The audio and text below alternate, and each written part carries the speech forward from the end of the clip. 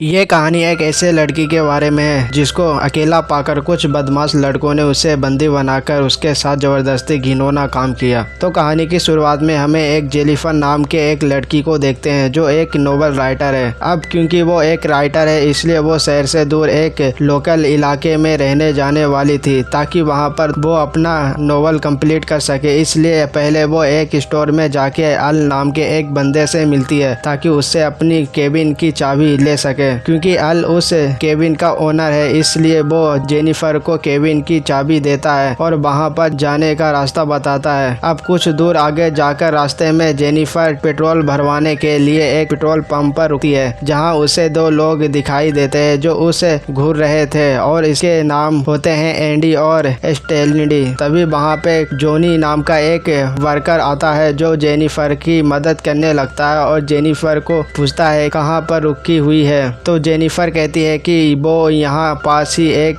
Cabin में रहने वाली है। जिसके बाद जेनिफर जोनी को पैसे देते हैं। तभी गलती से उसका पैर एक बाल्टी से टकरा जाता है जिससे जोनी के पैंट गीला हो जाते हैं और ये देखकर उसके दोस्त उसे हंसने लगते हैं। अब जेनिफर उसे सॉरी कहती है और पैसे देकर वहाँ से निकल जाती है। जिसके बाद वो अपने केबिन में पहुँचती है जो कि जंगल की बिल्कुल बीचों बीच होता है। अब वहाँ जाने के बाद वो अपनी राइटिंग करना शुरू कर देती है। रात को जेनिफर जब अपने दोस्त से बात कर रही होती है तो अचानक उसे केबिन के पीछे से कुछ आवाज आती है। जिसके बाद जब वो वहां जाती है तो देखती है कि वहां एक कमरा है और दरवाजा खुला हुआ है। वो कमरे के अंदर जाती है तो उसे वहां पर कई सारे औजार और वहां पे एक जहरीला पाउडर का डब्बा भी नजर आता है। जिसके बाद वो उसे कमरे का दरवाजा बंद करके वापस अपने केबिन में आ जाती है। अब आकर जब वो राइटिंग कर रही थी तो गलती से उसके कपड़े पर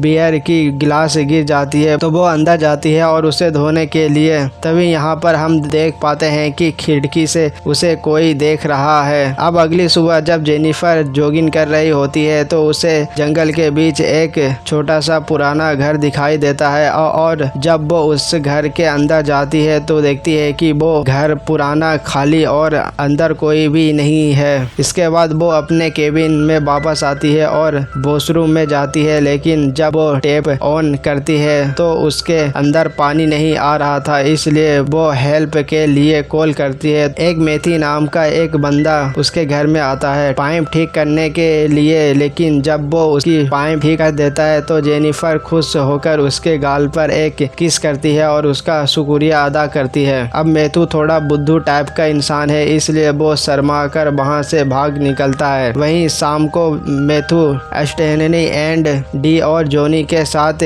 फिशिंग करने जाता है जहां वो उन्हें बताता है कि शहर के उस लड़की ने मुझे गाल पर किस किया। ये सुनकर जोनी को बहुत बुरा लगता है और उसे कहता है कि ऐसे हो ही नहीं सकता। तभी स्टोनी जोनी को अपने कैमरे में जेनिफर की वीडियो दिखाता है यानी वो स्टोनी ही था जो उसे खिड़की से देख रहा था। ये सब देखकर जोनी के नियत खराब हो जाता है और अपने दोस्तों से जेनिफर के बारे में उल्टा सीधा बोलने लगता है और कहता है कि देखना आज रात को ही मैं इस लड़की के शिकार करूंगा। को जेनिफर जब सो रही होती है तो अचानक उसके दरवाजे से कुछ आवाज आता है और जब वो वहां जाती है तो वहां पर उसे एक मरी हुई चिड़िया दिखती है। ये देखकर वो काफी घबरा जाती है। जिसके बाद वो अपनी केबिन में वापस आ जाती है लेकिन आते ही वो देखती है कि लैपटॉप में उन आदमियों के फोटो जिससे वो काफी डर जाती है और तभी वो तीनों रूम में आकर उसे घेर लेते हैं। लेकिन जेनिफर इन्हें कहती है कि तुम लोग यहाँ क्यों आए हो और इनसे झूठ बोलती है कि मेरा बॉयफ्रेंड यहाँ आने वाला है इसलिए तुम सब यहाँ से तुरंत चले जाओ। कहता है कि मुझे पता है इसका कोई बॉयफ्रेंड नहीं और मैंने सुना है कि इसने मैथ्यू को गाल पर किस किया था।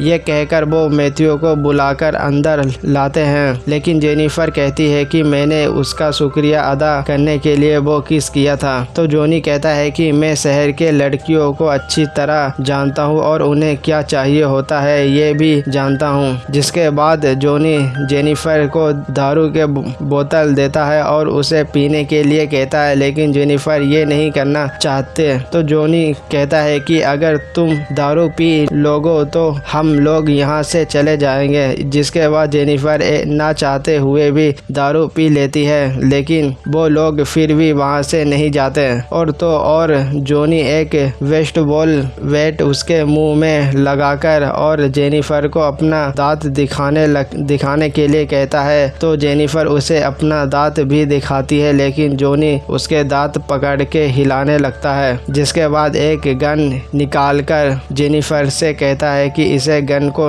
किस करो और इमेजिन करो कि मैं ही तुम्हारा बॉयफ्रेंड हूँ, और उस गन को किस करवाता है और गन को उसके मुंह में डालकर हिलाने लगता है। भाई मेथी को ये सब देखकर अच्छा नहीं लग रहा था, इसलिए वो अपना मुंह दूसरी तरफ कर लेता है। उसके बाद इन डी जेनिफर के मुंह में एक बोतल डालता है और उसे फोड़ने वाला होता है, लेकिन तभी जेनिफर उसे धक्का देकर गिरा देती है और अपने बैग से स्प्रे निकालकर स्टेनी की आंखों में डाल देती है और वहां से निकलकर भागने लगती है। अब भागते भागते सुबह हो जाती है और रास्ते में उसे दो आदमी मिलते हैं, जिनमें से एक अल नाम का एक वही बंदा भी था जिसने उसे चाबी दी थी। इसके बाद वो उनको सारी बातें बताती है, तो दूसरा बंदा जेनिफर से कहता है कि मैं एक शरीफ हूँ, तो तुम चिंता मत करो। इसके बाद अल से कहता है कि तुम जंगल की दूसरी तरफ जाओ। यहाँ ये कहकर वो जेनिफर को अपना साथ लेकर वापस उसके केबिन में जाता है, और जब वो वहाँ जाता है तो वो भी उसके साथ गंदा काम करने लगता है।